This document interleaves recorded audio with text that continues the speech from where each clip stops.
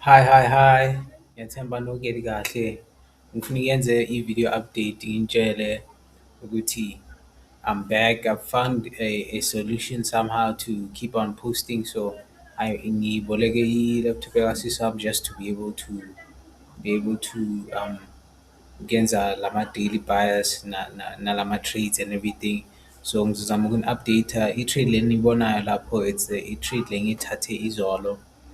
Daily bias bearish, but then ngithathe bullish setup which was not aligning ne-daily bias. So I think out of all the things I can list out, that's one of the most important ones ukuthi kumele uhlezi uthatha ama-trades in line with i-daily bias yakho yabona. So if i-daily bias ithi bullish, you have to look for ama-buys. If i-daily bias ithi bearish, you have to look for ama-sells yabona.